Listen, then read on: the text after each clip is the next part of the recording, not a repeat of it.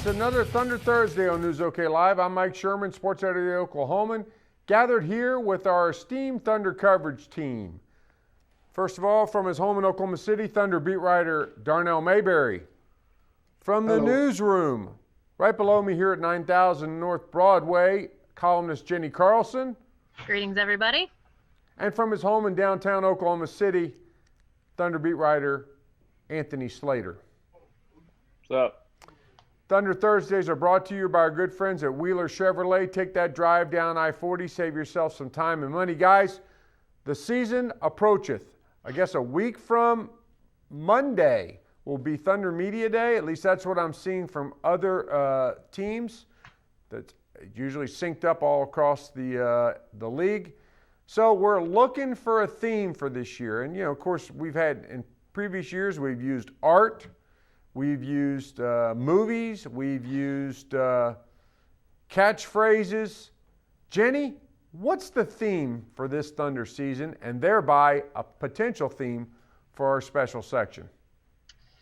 Well, I think if you want to know what fans want to see out of this year, I think they're ready for guys to step up. I mean, I know that we've seen a lot of guys step up and play important roles, but I think you're going to have to see more out of the stars, more out of the young guys. This window is closing on Kevin Durant's contract, on Russell Westbrook's contract. And I think one of the best ways to keep those guys in Oklahoma City with the Thunder is to win a championship sometime in the next 2 years. So I think it's time to step up. I think everybody has to elevate their play. And, it's time to go after that championship. What the theme becomes, I mean, we can't use Step Up for crying out loud. That's that bad Dance on the Streets movie or whatever. That's an awesome movie, yeah. I knew you would say that. Same as the guy who collected Beanie Babies.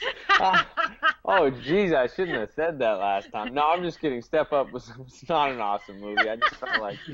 Step Up to the Streets, Step Up to the Peak. I mean, I don't know. It just seems bad. But that's really at the heart of it what people want is young guys to step up, leaders to step up. They want this team to take the next step, which is winning a championship. I'm looking for something a little smaller, like 3 words or something. Like on the cover of a section. Step Up is about you said win a championship, all the things. I got face value for the MVP section. Doesn't that buy me some time on this? No, that was last year. Now we're on this year. And I even gave you a heads up that I was coming to you first. It's not like I've just been sitting at my desk doing nothing the last 30 minutes. Well, you were thinking, but you weren't thinking headlines. Let's go to Darnell. Darnell, we got to think of a theme that ties to all the stories that we're going to do. You and I have discussed this some. You gave me one. You gave me a word. I don't know if it's a theme or not. What do you got? I said something about the pressure cooker a few weeks back. We talked about it. I mean, the Thunder, the time is sort of now. People are getting restless. As Jenny mentioned, Kevin Durant's getting more and more into this contract. It's nearing its end. Russell Westbrook's knee injuries. Serge Ibaka missing the first 2 games of the Western Conference Finals with his injury. So, the window is closing, despite what Russell Westbrook told Jenny at the end of the season. The window is closing. I still think it's far from closed, but the time's ticking, the clock's ticking, and the time is now. So I think between all of that, Scott Brooks might be coming back next year on the hot seat. I think all these guys are in the pressure cooking next year, and if they don't get it done, it's going to be a really, really tumultuous season here, or tensions are going to be high in Oklahoma City if they don't get back to the finals next year and win it all. I hear lots of clock ticking and pressure cooking and stepping up. And what do you got, Anthony? That was going to be I mean, every time you throw it to them, we're talking about everyone saying the clock is ticking and the window is closing. Something to do with clocks and windows could be cool. I don't know exactly what your headline would be, but clocks are cool. I like clocks, so. Well, let me ask you this. Didn't Russell Westbrook, wasn't his precise words to Jenny is there's no clock? There's no clock. I think it was what clock, right? Well, yeah, and I hate to tell you, Russ, and I think I said this at the time, there actually is a clock. It is ticking, regardless of whether you think that means that the window of opportunity is shrinking or not, but the clock is actually ticking. Time does pass, young man. It's ticking on everybody in life. It's ticking on all of us, which is depressing. Let's try this, though. Russell Westbrook's window, his window is wide open. His clock is long from expiring. He's got 3 more years on his deal. Kevin Durant's got 2. What has Serge Ibaka got 3 more years? With a team of guys in their 20s, a team that has been to the finals, been to the Western Conference Finals, and had another deep run, sort of haywired by Westbrook's injury. It's not like there's some deficit of championship contention. It's just that one last big step, winning it all. Am I getting anywhere with you? We got to get this refined. I also think that if we just go with the clocks, we just go with the windows, that kind of stuff has been written before. Darnell, let me start it this way. What's the story that you want to write to set the stage for this season? Well, Kevin Durant, you can never go wrong centering a story on Kevin Durant. He's coming off an MVP season. He's coming off a fairly disappointing postseason after that MVP season. So, what's his sort of goal now? Like, how is he going to come back better than the MVP season that we just saw him assemble? We know that he can do it in the regular season. We know he can lead this team without Russell Westbrook in the regular season.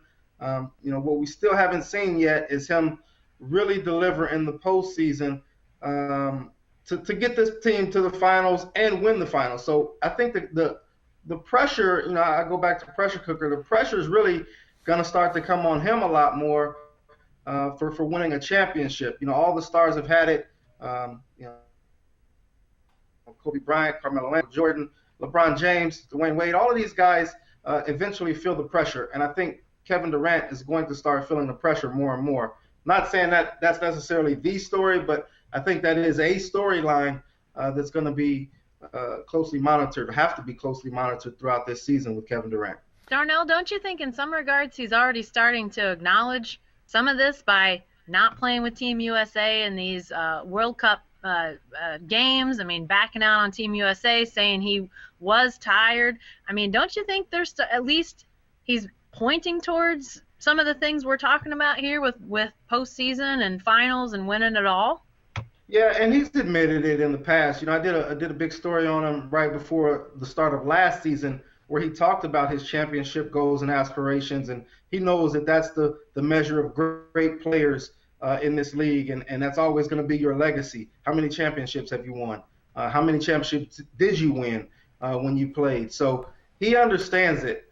But I don't think that he did all of that just for, a focus toward the NBA Finals. I think a lot of it had to do with Nike and Under Armour. That's why he pulled out. And I think he just used rest as an excuse.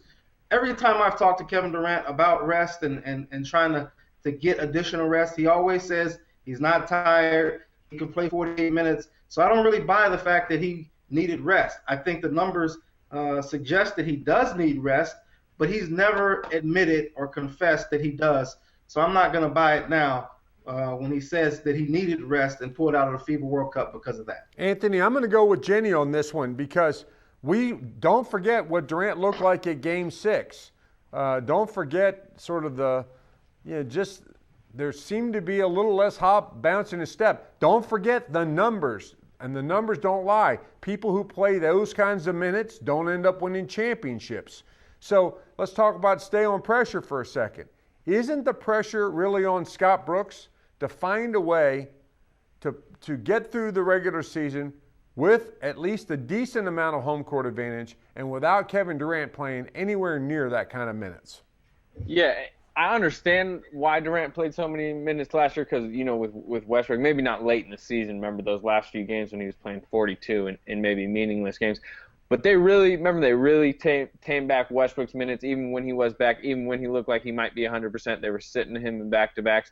I think this year they need to, do that with both of them. Maybe not as strictly as they did it with Westbrook, but make sure they monitor both their guys' minutes. It's kind of what the Heat did last year. They maybe, monitored Dwayne Wade's minutes too much and let LeBron play so much, and then by the end of the year, had LeBron played too many minutes. So, yeah, I think you need to monitor both their minutes.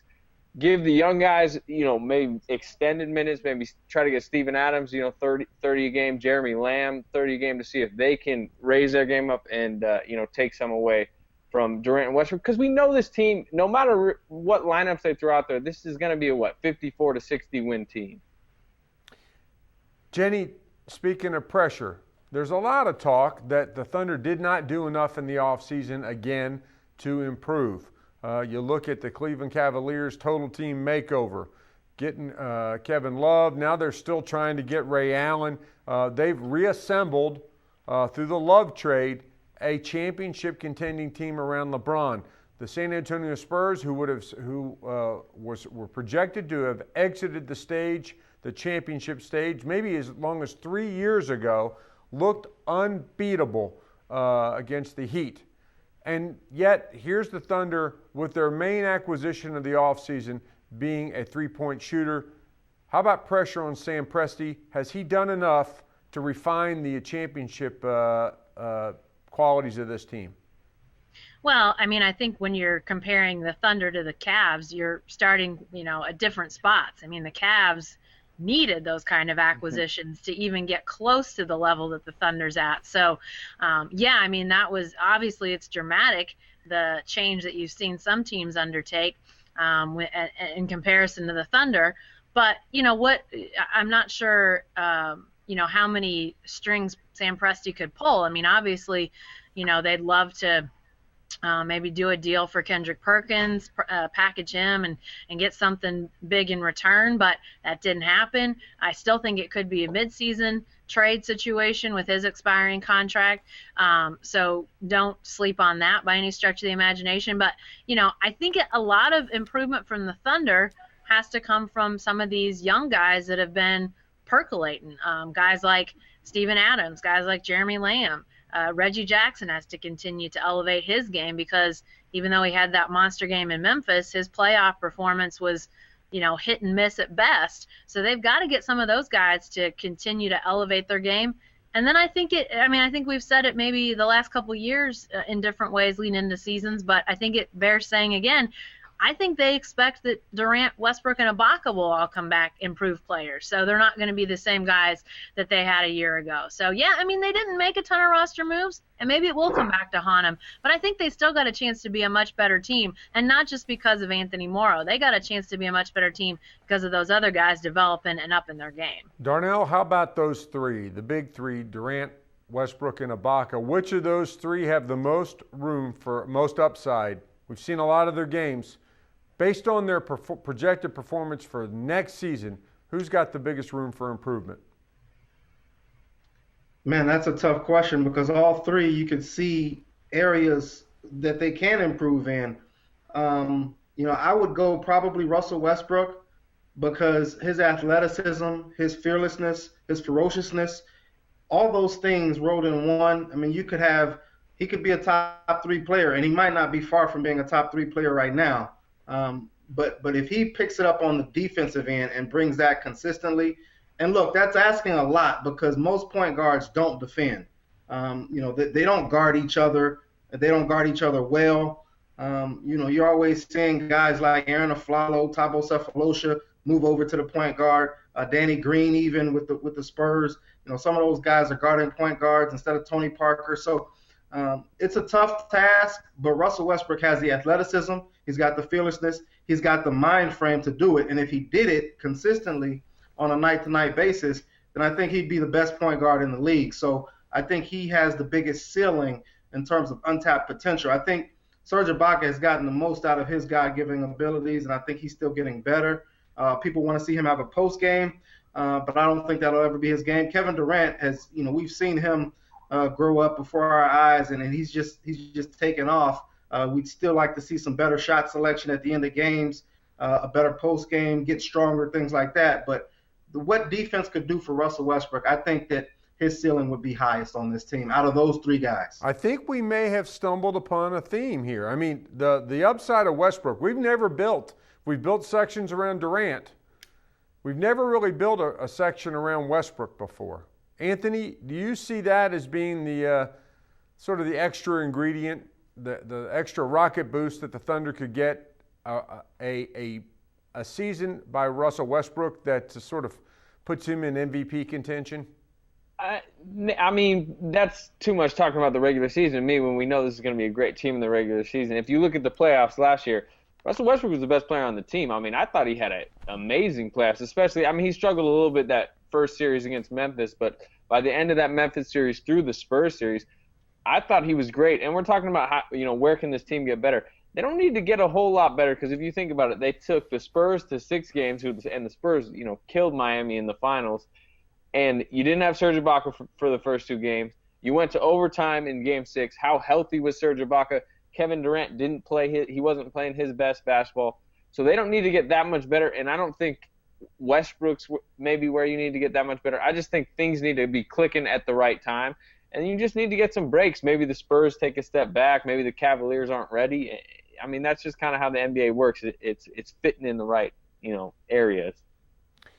Guys, as far as Sam Presti, pressure being on him, we talked in passing about the pressure on Scott Brooks to get more, find a way to keep the production up and have Kevin Durant rested and ready for the postseason. Does anybody think that Sam Presti's moves as of late, in fact, the Hasheem Thabeet trade, has left him some headroom to improve this roster, at least incrementally, at the trade deadline or during the season in a way that might have a significant impact on this team's postseason hopes? I don't. I mean, I think that this team is so close to the luxury tax line that they're not going to go over it just to get an additional role player, another Anthony Morrow type.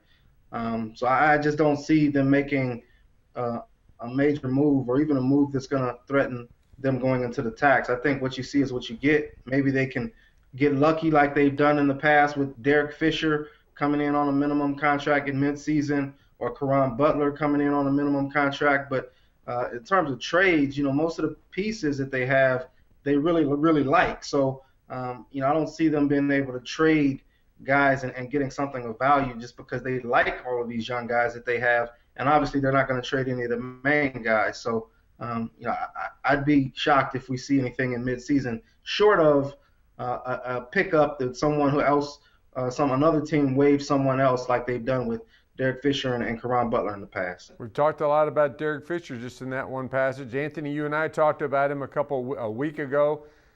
And here's Scott Brooks getting ready to start the season. I guess Anthony Morrow counts, but his Derek Fisher security blanket is gone. Somebody that he had out there playing, till the dogs died in Game 6 against the Spurs, ultimately guarding Tim Duncan in overtime. What on earth will Scott Brooks do without Derek Fisher? Maybe trust his young guys more. Maybe play more, Reggie and Russell Westbrook lineups. I think Anthony Moore was a good pickup. He's probably going to get about 20 minutes per night off the bench, and he provides some three-point shooting that it was weird. Derek Fisher had a little streak, mid-season last year where he was really good from 3. Caron Butler was good, when at late in the year, but come playoff time, those guys kind of both struggled with their shots. So I think Anthony Moore is going to get a lot of those Fisher minutes. Sebastian Telfair, I don't know if he'll break the rotation. I'm not even sure he's going to make the roster at this point. But Scott Brooks has got his options. It may not be good for the locker room that Derek Fisher's gone. Obviously, he provided so much there, and now he's going to be a head coach in the league already. But maybe as far as rotations go, it might be a good thing that Derek Fisher is no longer in Scott Brooks' options. Jenny, Scott Brooks has always had a Derek Fisher or a Derek Fisher substitute. Kevin Ollie was Derek Fisher before him. The Texas Flash, Royale Ivy was that role. Doesn't really seem to be. I mean, Sebastian Telfair, as Anthony referred, could be. He's a guy who's been around, but not really in a playing role. What is Scott Brooks going to do without one? And is this the year that he finally sort of in a major way invests in his bench, young bench? Yeah, I mean, I think that's definitely the way this is going. I mean, I think both the guys have written, the Telfair contract is not a guarantee that he'll be around once the season starts. So he's still got to really make a mark in preseason camp that he deserves to stick around. So, I'm not so sure he'll even be a guy we'll see much of at all. So, I think it is going to be largely a team dependent on these young guys to come and play and get some playing time. And, maybe if Scott Brooks' hand is forced and he's having to play some of these guys more, maybe by that trade deadline, we start to see a little bit clearer. Maybe there are some guys that just aren't ready to be that guy just yet.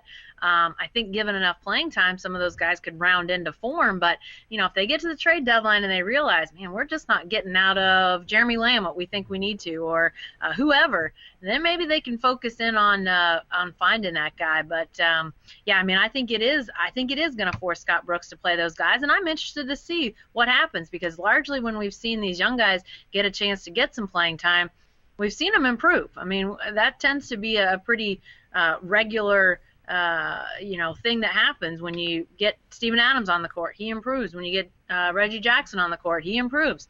Maybe not from one night to the next, but you see that over the longer term. If those guys get some minutes, they're going to improve. So those guys, I think, are going to get a chance to prove Scott Brooks and the system right or wrong in regards to that improvement. Guys, but who are the these three young ones you think will have a better season? Jeremy Lamb, Perry Jones, or our good friend Andre Roberson? Which is it, Anthony? And make sure and help me on my pronunciation of Andre. Andre Robertson. Sorry, my mute was on.